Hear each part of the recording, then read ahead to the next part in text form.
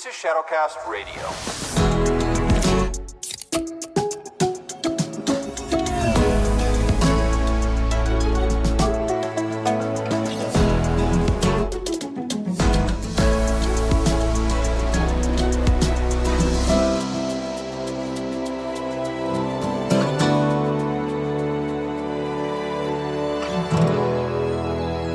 Welcome back, family and friends, to another episode of Shadowcast Radio with your host, Owen Brazington. Preston Ackerman. Nathan Brazington. And that's right. We are on round 3 of this topic.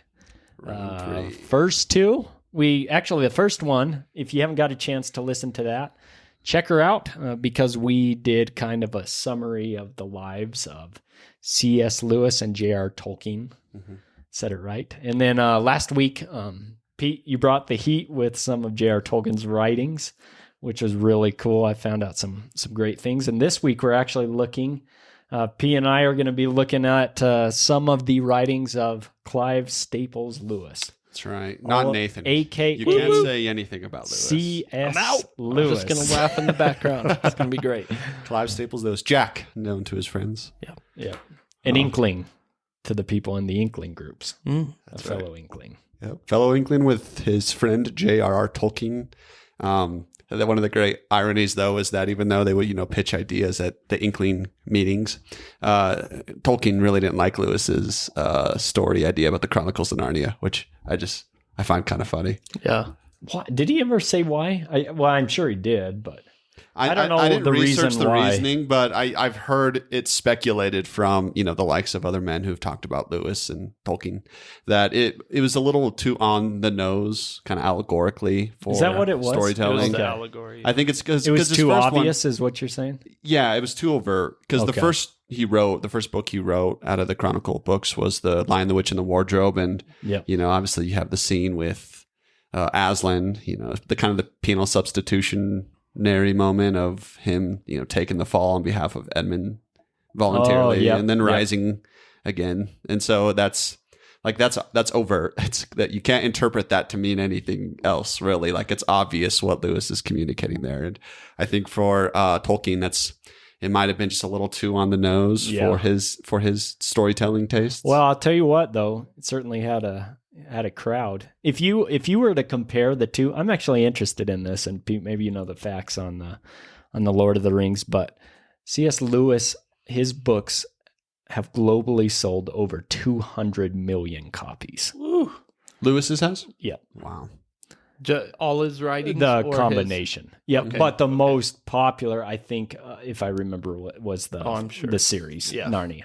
Well, Chronicles of Narnia. I think his most But Mere Christianity I think Mere Christianity was his most. So, like, collectively, it? there's 7 books. So Okay, maybe I just had that because the backwards. Chronicles, I'm sure he sold more Chronicle books, but I think his most famous singular book was Mere Christianity. That might be right. Mhm. But as a series, Yeah, they were. He has 2 fiction stories, as it were, that I'm aware of, and the Chronicles of Narnia were much more popular for sure Yeah. than his space trilogy.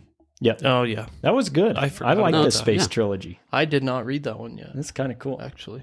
I read book 2, and I don't remember if I read book 1 or 3, but book 2 is great. So Definitely Read check that. out book 2, 1 and 3. Just skip one. You Either don't way. need to- But 2 definitely good. yeah, so go for that. That's Oh, awesome. man, no, it's funny. No, I'm excited to jump into. We kind of previewed it a little bit, but I'm excited to jump into Lewis because I think he's a fantastic author, obviously, for a multitude of reasons. And I'm excited to jump into some of our favorite works of his, and sort of dive into why we like them so much. I'd say for a plethora of reasons. I'd say for a How plethora long of reasons have you too. been working to fit that word in? Got to just check something It is on a my good one. list real quick. I just have one okay. reason, Just really. One moment. Check. Got it. No, this is good. So, Who's bringing the heat, though, with the question of the weeks? the weeks. Because we do this every other week. I feel like we change the name of it every time. The question of the weeks. Well, I'm going to do the question of the week, or weeks, or the Ep. question of the ep. There you go. There you go. Okay, so this is the question that I have. Okay. Okay. Is this lightning round real quick? Nope, not lightning. There's only ever been one lightning round. And you I brought feel it. like. Oh, was that it? It's just you. I don't know. All right. Maybe we did it more than one. Yeah. Anyways. I just don't like Whatever. you pressuring me to answer quick. I'll decide. Okay, so this is my question. What aspects of elementary school do you wish you could take with you into adulthood? What aspects of elementary school do you wish you could bring with you into adulthood? That's Man. that's interesting. Yeah, you always think about that for a sec. Yeah. What do you got? I think for me, and I just do this, so I love taking naps. So I definitely have already brought that aspect of elementary school, at least like kindergarten. You know, in kindergarten you would take naps like at noon or whatever. Okay.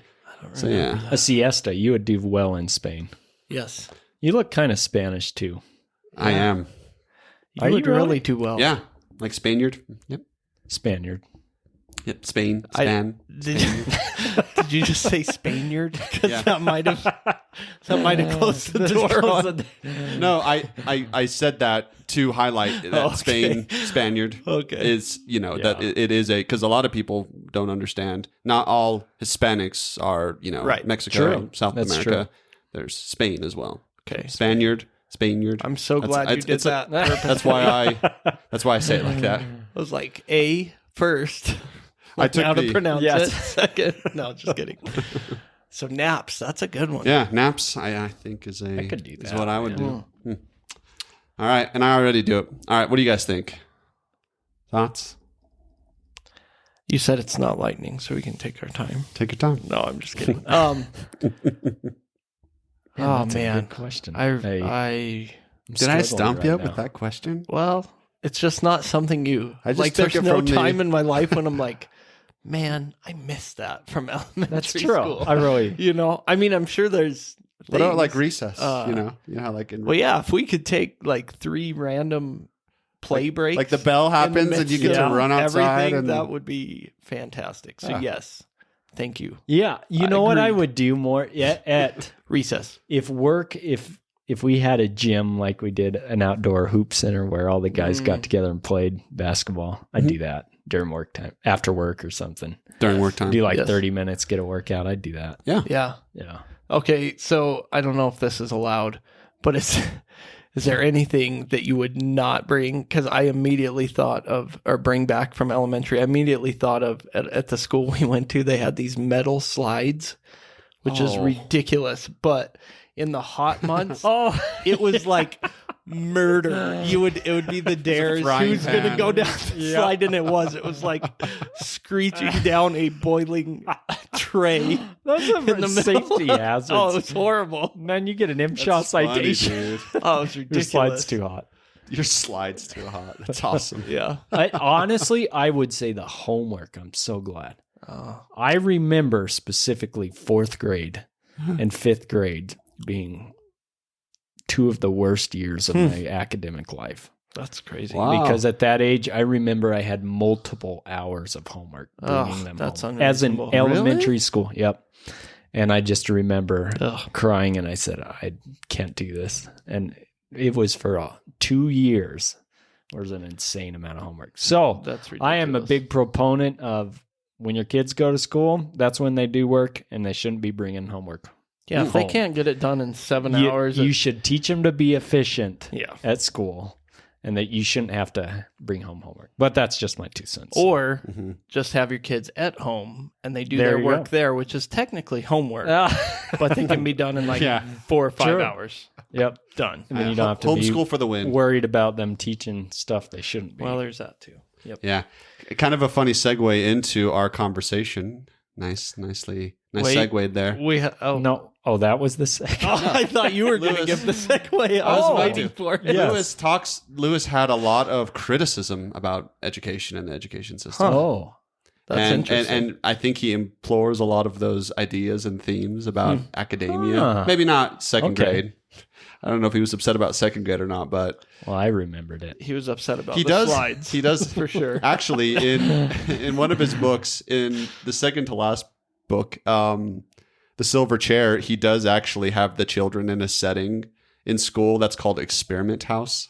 So obviously that is maybe it's a younger school that he highly criticizes. I don't know. Maybe he didn't like second grade either. Well, he had a rough experience in school, if you remember, from his. Early childhood, after his mother died, his father sent him off to a boarding school, him and his brother. Right. Yeah. And he had that schoolmaster who later went insane. So I could see how he'd have some negative views of. Oh yeah. Maybe that's where he got the idea about the experiment house. It's so interesting. It's possible. He said he's quoted as saying he was a brutal man. Wow. Or I can't remember. It was something to that effect. Yeah. So he's semi-quoted as. Yeah. He is semi-quoted somewhere. He exactly said, and I'm just summarizing. It's summarizing. I'm paraphrasing. Paraphrasing. There we go. So, all right. So getting into then the topic of Lewis, and I think it would actually be okay to even jump between his fiction and nonfiction, because one of the points that I think I want to make about Lewis and one of his goals for writing and what he's trying to communicate through both fiction and nonfiction are similar themes and ideas. One of the important aspects of Lewis and what he deeply loves and cares about is, of course, Christ as sort of the center point, the one to which we have the basis of knowledge and thinking, and that we can't really arrive anywhere else apart from him. And I think that's an important thing as it relates to even his fiction, and even as it relates to apologetics as well, which we know he cared about both topics, fantasy and then also deep Christian theology. And so knowledge, wisdom, those sorts of things were very important to him. How do we know things?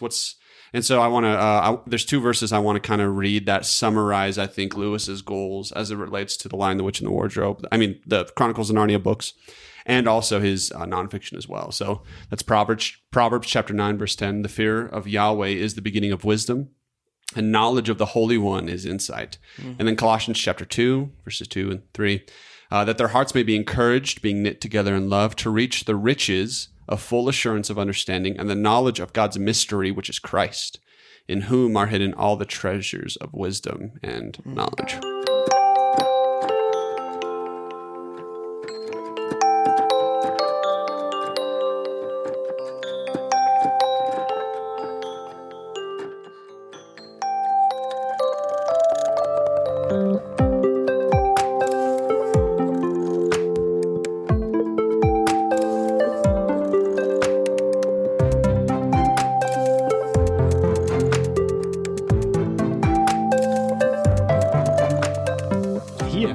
He approaches that goal from both the nonfiction and fiction approaches, exactly. Which is kind of cool. Mm-hmm. I think he has similar goals.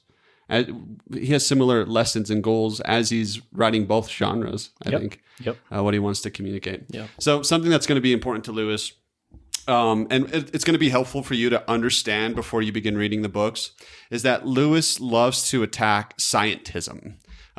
Which is basically the idea, it kind of stems from the Enlightenment, the idea that we can arrive at knowledge apart from Christ, that through the sciences, through the scientific method, we can arrive at truth. We do not need God. We do not need Jesus. We do not need the Bible in order to pursue knowledge or to know things. And so this was obviously, if you guys remember, when we talked about Lewis and Tolkien, this was obviously Lewis's story. He very much was the skeptic, scientist who, or he wasn't a scientist, obviously. He was more of a philosopher, but he believed really strongly that you didn't need God in order to understand things, and that really to revert to the Bible or the scriptures in any way was to basically engage in fantasy. It was to revert back to the medieval period, and we're much more enlightened then. So Lewis very much fit that persona, the skeptic, the one who thought that you didn't have to start with Christ in order to know things. And he would have called Christianity, along with all the other fairy tales, myths, medieval. And so something that Lewis likes to do. And real quick, sorry, can I jump in there real quick? Yeah. One of the reasons he's attacking this is because he really does.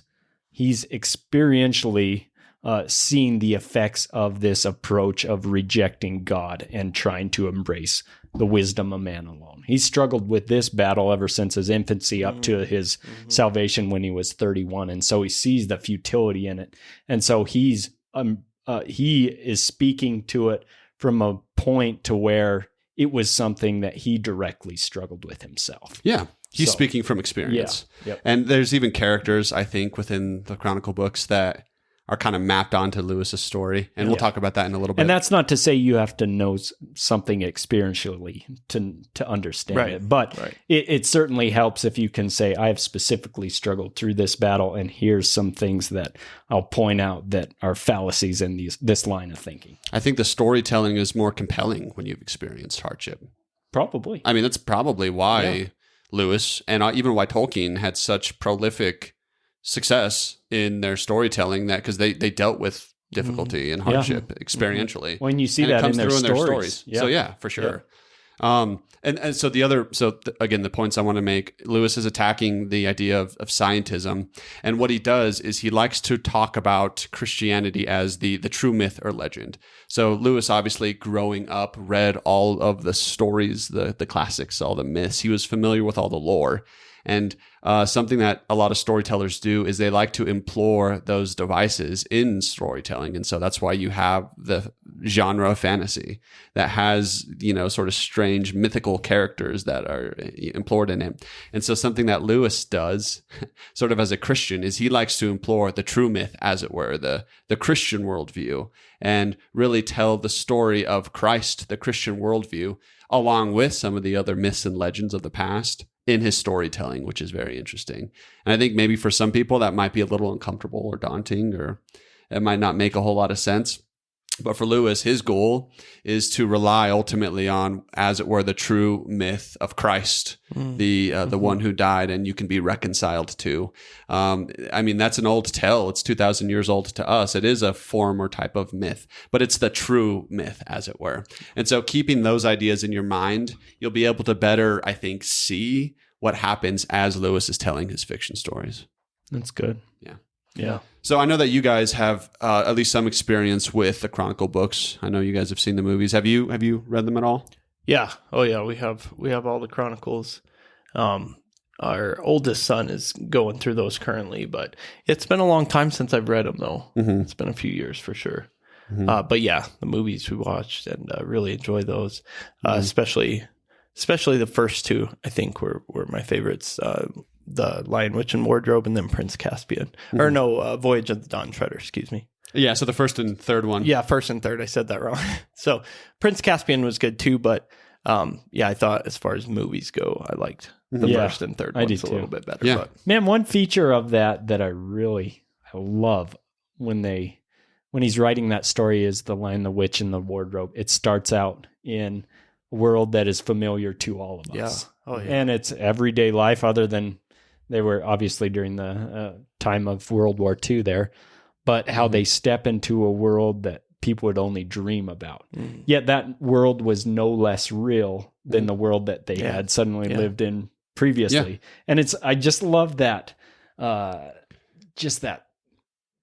leading in storytelling that makes us think, hey, there is so much more than just what we see here and now. Yeah. And so there's a principle in advertising that is called, you have to overcome it. It's why advertising is so difficult. You have to overcome the ubiquity of advertising. It's a great irony. Because of the, inundation of lots of advertisements that we see every day, we can easily ignore we've trained ourselves to ignore them because we've seen them so much, right? Right. I think in a similar fashion, we fail to see some of the magic of our own world, as it were, because we've become, especially growing up kind of here in the West, everything has sort of been secularized, and we're not taught to sort of believe in systems that defy, what is observable in the universe, as it were, that which is physical and tangible. That which to rely on the spiritual can explain. What we can explain through, again, sort of the scientific method. That's what's true, as it were. And so again, even growing up here in the West,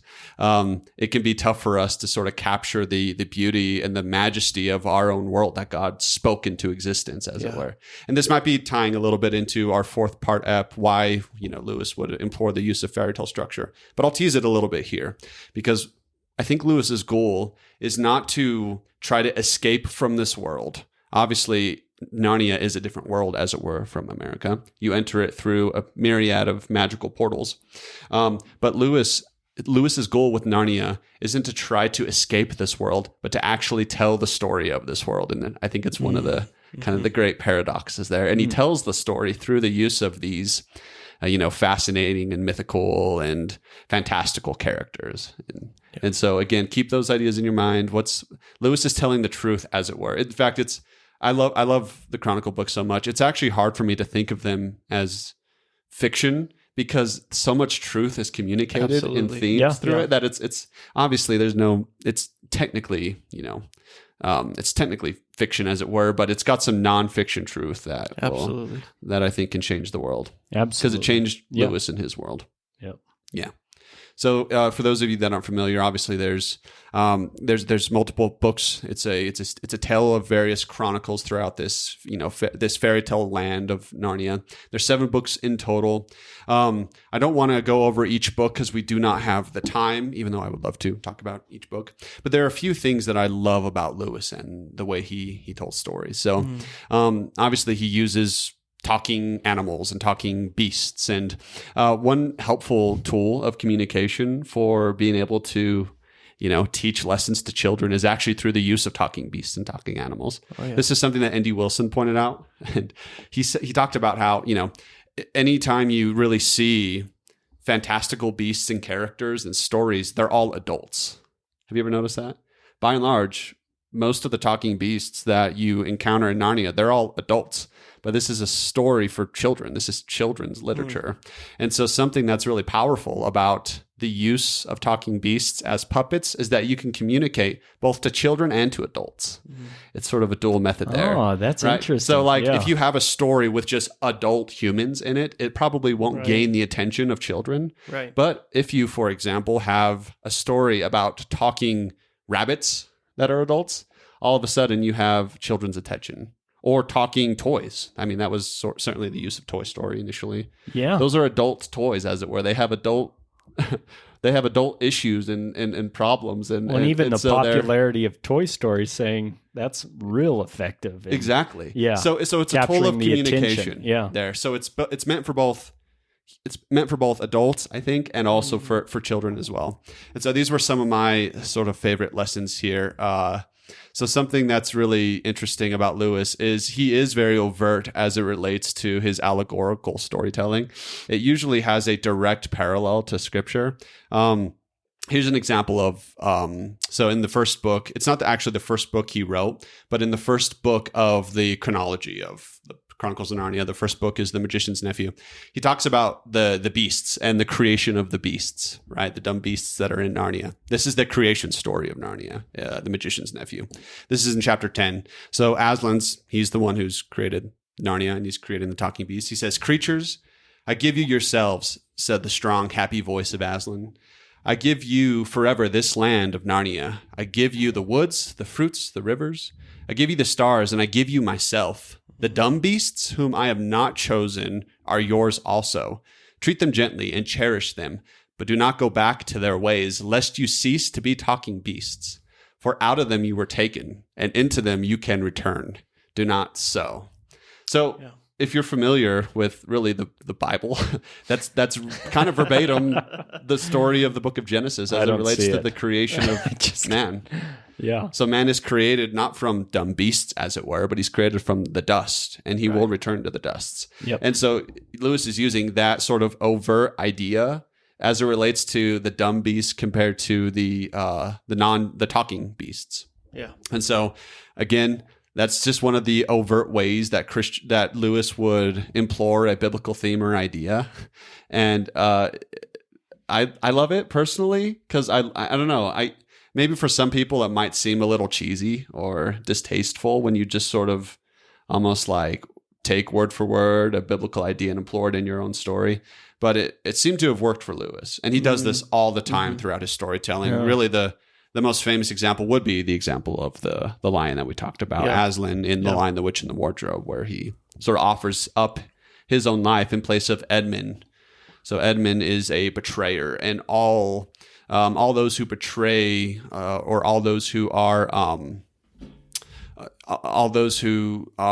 wicked in heart, as Edmund is portrayed, of course, amongst his siblings, those belong to the White Witch. And yet all traitors, though they belong to the White Witch, Aslan dies in his stead, and therefore he's forgiven, right? So that's another like overt example of the way Lewis would implore the use of overt biblical themes in his storytelling. Yeah.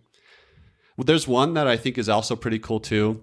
In the movie, you don't really get quite the sense of it. You guys remember in the movie when Edmund meets the White Witch at first and she feeds him Turkish delight? That, I have to say, that Turkish delight, they did an amazing job of making it look appealing. It looks delightful. It looks really fantastic. It kind of reminds me a little bit of do you guys ever have those like white raspberry filled donuts? Yes. Like those powdery donuts? They're game over for me, man. That's kind of what I, because I've never had Turkish delight before. I don't know. So like in the movie, they don't really comment on the significance of the Turkish delight and what it's supposed to communicate. But something that's interesting is in the book, Lewis wants to talk about the idea of consumption, and that this is a magical Turkish delight that will kill you because you will never stop being hungry. You will always long for it and continue to eat it. And had Edmund continued to eat the Turkish delight as he wanted to, it would have ultimately killed him. Due to overconsumption. Yep. And I think Lewis is, imploring some ideas about sin there, and the desire for sin, of course, that will ultimately lead to our death if it bears fruit. So that's, again, just another example. I think there's much to say about the methodology of allegory, but it's worked. It's worked in the past. I think of, for example, like, John, was it Bunyan who wrote Pilgrim's Progress? Yep. And so next to the Bible, the most popular book ever sold. And it's straight allegorical. Yep. Yeah. So the Chronicle books, I think there's levels of allegory where you can have a fair and honest unfolding of storytelling and prose that leads ultimately to a conclusion, like a well-crafted story. And I think Lewis is sort of on that tail end, as it were, of allegory, imploring the use of allegorical ideas to tell certain lessons. While I think with Bunyan, really, it was just kind of straight allegory. It didn't make a whole lot of logical sense. The characters, by and large, are named after their personalities or what role they play. And there's some of that in Lewis's storytelling as well, and some of the names he gives to some of the characters. But he's sort of on, I think, that closer end to, as it were, Tolkien and his kind of storytelling, maybe more so than Pilgrim's Progress, for example. So anyway, there's many other examples, and friends also. I mean, feel free to contribute your own thoughts as well as it relates to some of your favorite ideas, even from the movies. But another one that does stand out, I was going to ask you guys about, is I cannot remember the oldest girl's name. Oh, not Lucy, but Susan. Yes. Queen Susan. Karen. That would be funny if it was Karen. Lewis started Karen a long time ago. No, just kidding. I've thought it's kind of interesting how she's involved in the first movie. Mm-hmm. She sees the magicalness, for lack of a better word, the magical effects of this amazing world. Mm-hmm. Yet she's not in the other movies. Yeah, and she has no desire to return. And I just think, what are you guys' thoughts on that? Was C.S. Lewis trying to do something there? Was he trying to convey a parallel with her? Was it just, I'm tired of this character? Why do you guys think that was the case? Why wasn't she in the newer movies?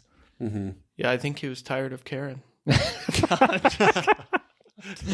Like as he's like developing her, he's like, I just don't like her. I'm not a fan. She's done. No, they when her and Peter were leaving, and Aslan says they're not going to return to Lucy.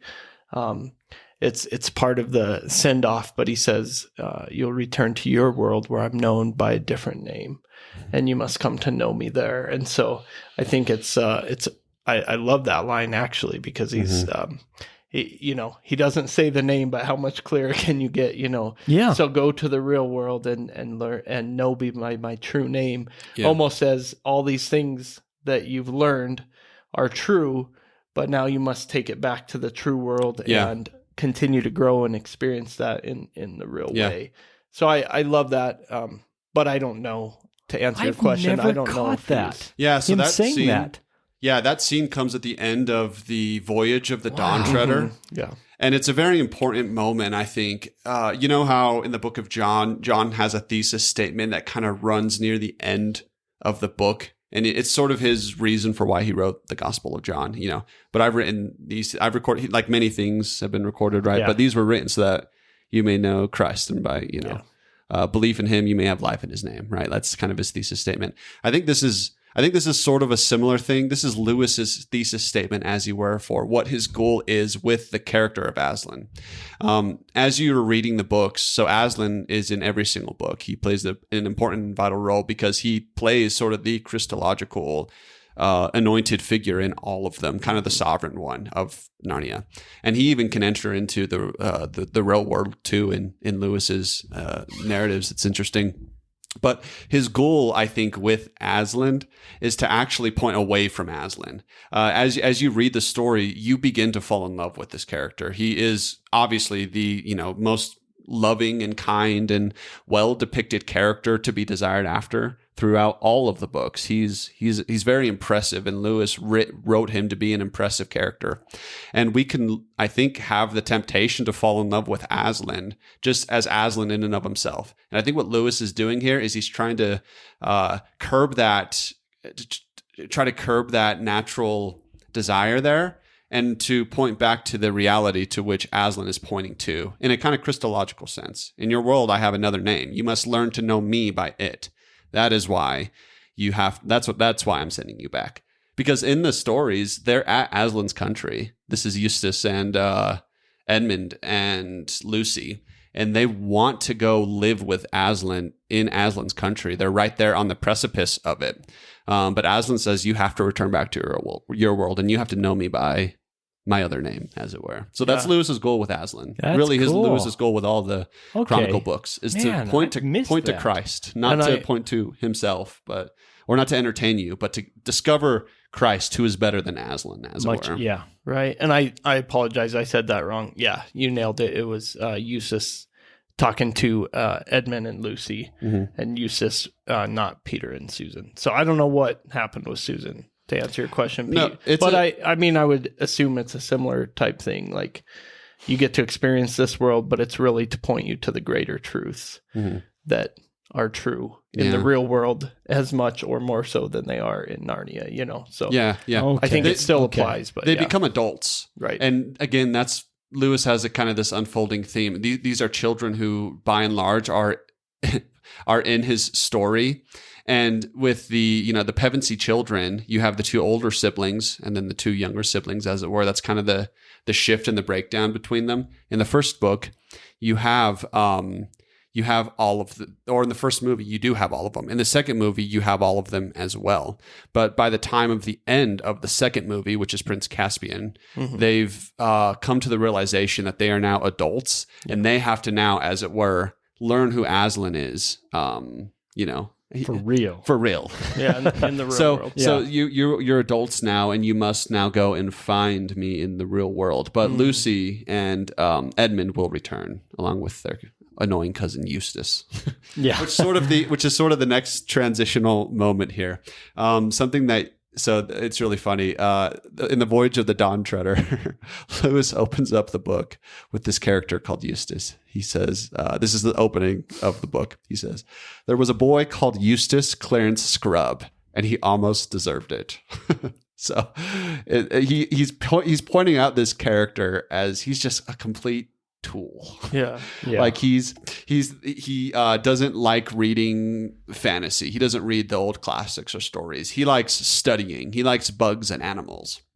That's really his focus, and he makes fun of his cousins because by the time this has happened, Lucy and Edmund have come from Narnia, and they're constantly talking about Narnia, and he is just teasing them about that, right? Like you believe in all that fantasy, that fakeness. It's none of it's real. It's all medieval. So again, as we've talked about Lewis's story, I think what he's doing is he's sort of talking about the unfolding of his own story throughout this character called Eustace Scrubb.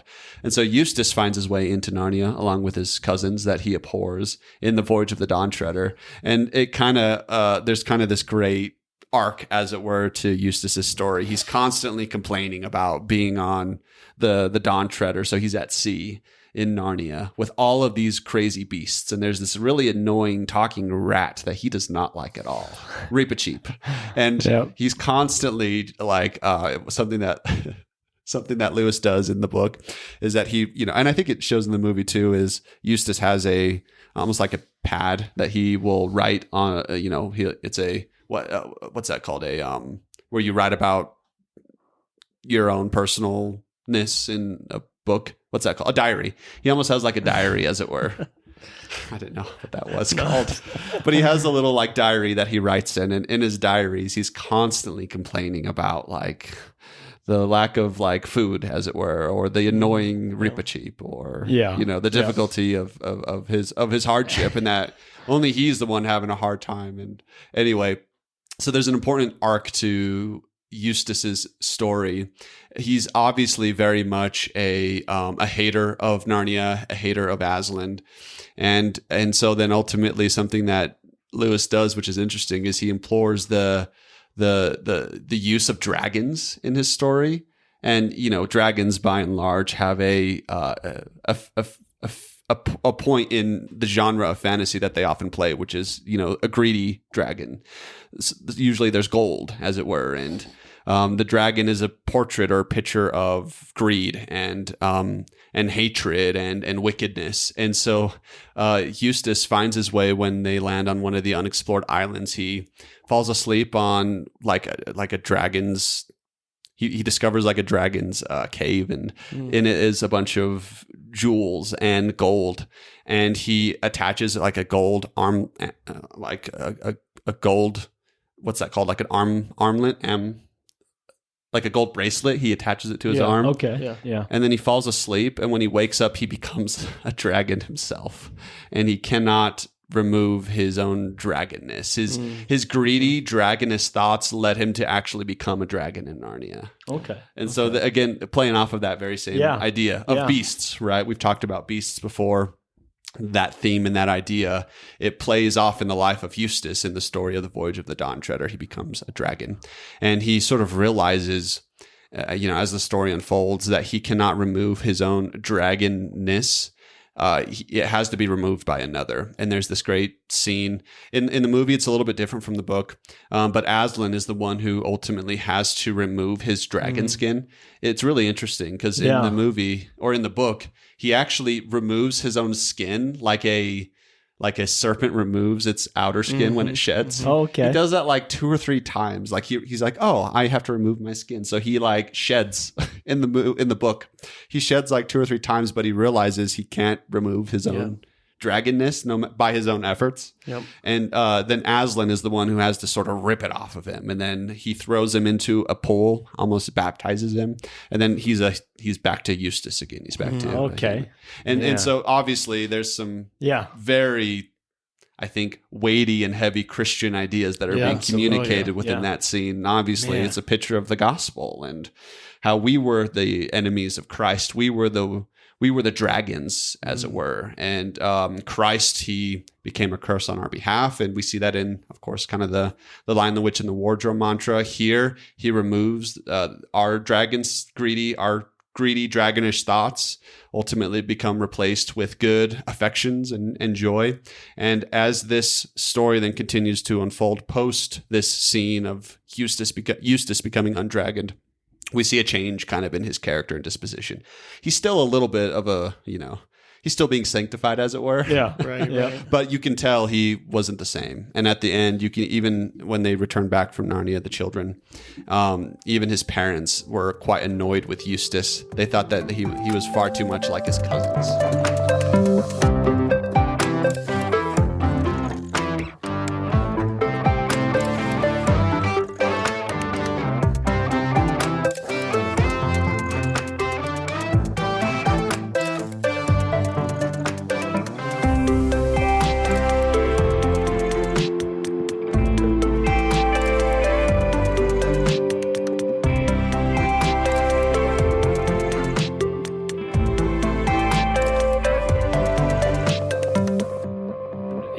He kind of takes a different approach when you look at the Screwtape letters. Oh yeah. And that's kind of a series of letters that he depicts a senior devil named Screwtape writing to his nephew Wormwood, who's a less experienced devil. And throughout this book, they kind of address strategies to make this man who came to know Christ and came to faith in Christ, finding ways that they could foil him and make him fall. And so it's kind of an interesting narrative that happens between two demons. And if you're reading this, you're like, wow, it's kind of an interesting perspective. Like before this had this concept ever come to mind, I'd never heard of any other book that had done this. So it was kind of a brilliant way to approach the topic of temptation. And so even in one of his quotes, he wrote kind of a cool quote as a disclaimer to readers. And he said, "Readers are advised to remember that the devil is a liar.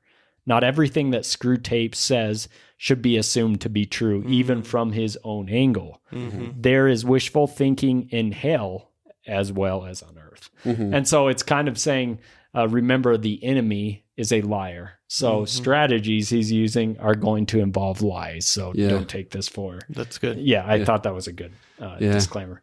And so it's kind of interesting to just see him approach the topic of spiritual warfare. And I think that really a lot of Christians could read that book today and benefit greatly. Yeah. It's interesting from the perspective of how Lewis might imagine demons communicate and strategize and form temptations. When I first read the book as a young child, I was completely confused. I didn't know I didn't really know who Lewis was at the time. I mean, it was actually one of the first books of his I think I ever read. And it was very confusing. It was strange. Was Lewis trying to say that he overheard a conversation and like, this is what was being, he was just writing down what happened. It confused me. But as I grew up and learned a little bit more about how Lewis communicates, I think Lewis always will have a kind of dual purpose, the kind of dual lessons that he wants to try to implore when he's telling stories or writing. And I think what Screwtape Letters communicates really is it's a commentary on the fallen nature of man and humanity and how easily he can be sort of duped into temptation. It's from the perspective of these demons communicating, but it's ultimately a commentary on the fallen nature of man and his willingness to give into sin, which is really kind of an interesting strategy to tell that story through through the imagination and perspective of these beasts, these demons. It's really interesting. Yeah. No, I think that's... Pete, I haven't heard anything from you this... No, that's all good. Yeah. I mean, there is so much that he packs into his works. I think that he's a very... he's kind of a diverse author, whereas Tolkien was kind of very, very deep and very sophisticated works. But Lewis clearly had many different angles. He wrote some more intellectual. He's written almost... There's some of it that's almost a tiny bit pastoral. He's got certainly some philosophy. And then he does have really clever devices that he uses, whether it's transporting you to a different world of Narnia or the talking animals or, who would think to record a conversation between demons, So I think he's very clever in the way he communicates ideas, and I think it's very effective. I really do. So I love it. Yeah, just appreciating it all. It's good. Man, and some of his other, he's a other of his writings that I really have appreciated have been some of his apologetic approaches. Mere Christianity has been one of his top-selling books, obviously. And in that, he really tries to attempt to bring unity among Christians by pointing out the differences in views between the Christian beliefs and the non-believers' beliefs. And so what are the base, what are you seeing? Our pastor often uses this phrase, the main thing is keep the main thing. Right. And so in this, C.S. Lewis talks about the main thing, the foundational truths of the Christian belief. Yep. And so he does a great job in that, and I've really appreciated that.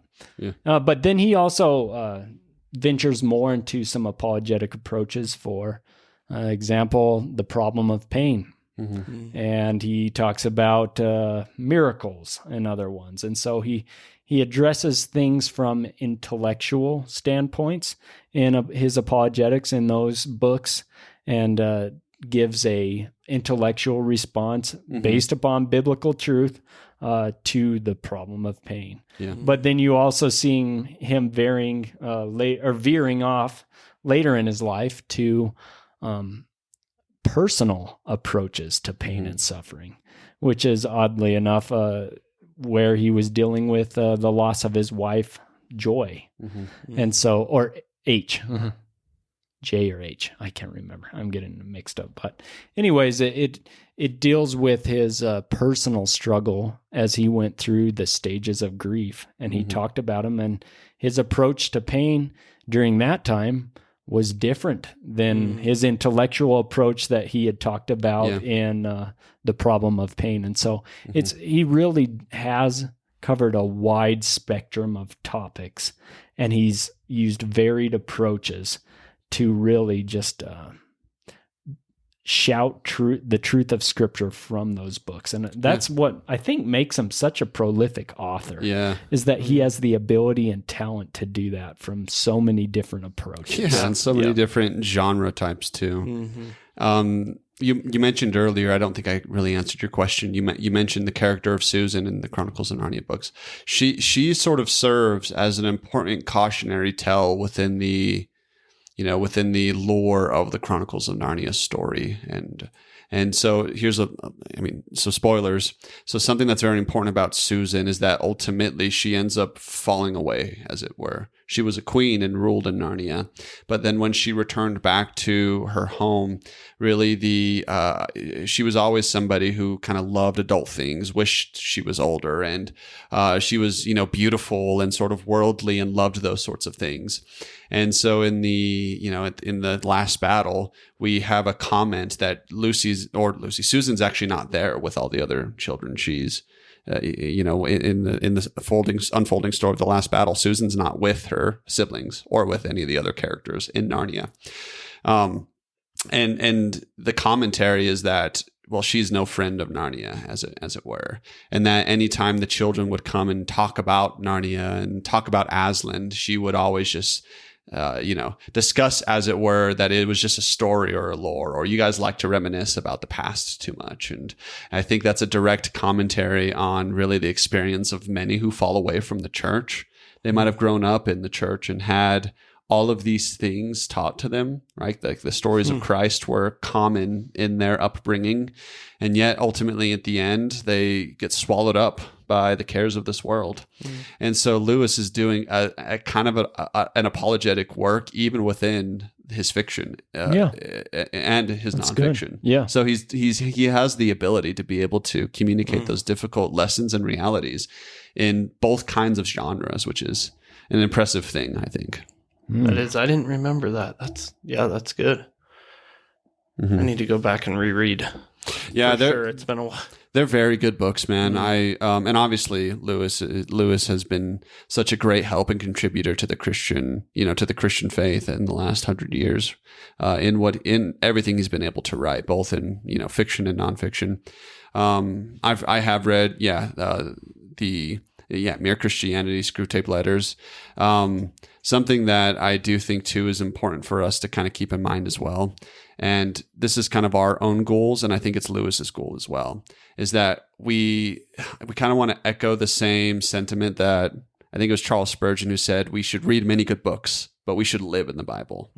And so what we need to be mindful of, even though it's a good idea to read many good books, we want to make sure that when we are developing our worldview, it is consistent with what Scripture teaches. Right. Amen. And so we should, read many good books, and we should be challenged by what Lewis wants to challenge us with. But I think Lewis's goal wouldn't be for us to merely just focus ultimately upon him and what he's contributed, but to dive into the Scriptures, to learn Aslan by his other name, his real name, the one whom he's pointing to, which is our Lord Jesus. So I know we've kind of taken quite a bit of time, and we've really only just scratched the surface of Lewis's works, really. But I just love his real quick communication and from his writings, or actually both writings that we've talked about. J.R.R. Tolkien, R.R. Tolkien. Yes, you've been giving him one R. Woody John. Ronald Rule. Which middle name are you getting rid of? I don't know. Ronald or Rule? Either one's fine. Like either's not that interesting. What would you say has been a thing that has stood out to you in both of their writings? Or it could be one or the other, or a combination of them. But just if you had to real quick just give something that you have developed an appreciation for, one or both, or either of these authors, what would that be? Just in a quick lightning round like answer. Oh, you're giving us lightning round. And I'll give you just a quick moment to think. Sure. But I would say one thing that really stands out to me about these Christian authors is they took seriously 1 Corinthians 10:31, which says, "So whether you eat or drink or whatever you do, do all to the glory of God." Mm-hmm. And you can tell that in their writings, they did not approach it half-heartedly. Yeah. And how many times, even me in my own job, or all of us probably at times in our own jobs, approach what we do half-heartedly because we think it doesn't matter as much. It's a temporal thing. And that's not an approach that these men took in their work. They're writing children's books and other books as well, but they did it with excellence and certainly to the glory of God. And that's just inspiring for me as well. Yeah. As whether you're cleaning floors or whatever you are doing, take that same approach and do it with excellence, so that when people see you working, they said, there's a man that cares about his work and thus cares about his creator. That's good. That's good. I think what I appreciate about both, and I think for different reasons, maybe, or different effort. So they told the truth, no matter how hard or difficult or over it was. What I love about Tolkien is he really is excellent at communicating the idea of the journey and the risk involved in really taking on a journey that might end up destroying you, that will wreck you, that'll be difficult and dangerous and will be scary. And what I think Lewis does really well, because he communicates similar ideas, ideas about adventures and the difficulty of those adventures is, and the nobility of those things, is Lewis likes to emphasize the worthiness of such adventures and what they ultimately, end up leading to.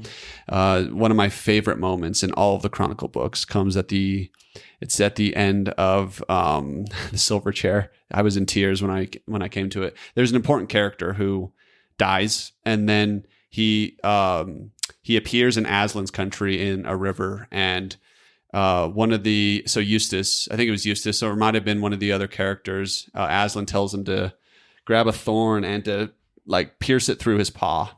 And so he does, and blood flows through the river. And then this character, it was Prince Caspian, he resurrects and comes alive. And he embraces Aslan. And, Aslan's country is sort of the typical portrait of heaven. And when he's resurrected, as it were, he can no longer sin anymore. He can no longer have poor or unwanted desires, sinful desires. And I was just in tears because, you know, he has this question about, well, he's longed to see, you know, Earth as it were. And Aslan's comment to him, he says, is that wrong? And Aslan's comment to him is, you cannot think wrong thoughts in Aslan's country.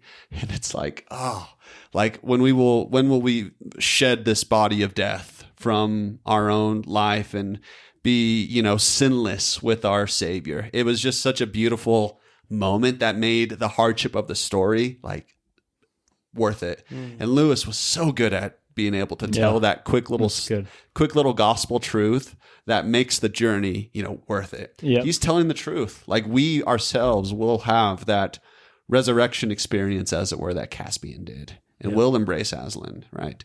He will seem big and far bigger to us as he appeared to Lucy in Prince Caspian when they're on that journey as well. And there's so much beauty being communicated, but it's not because Aslan's beautiful. Ultimately, it's because Christ is beautiful.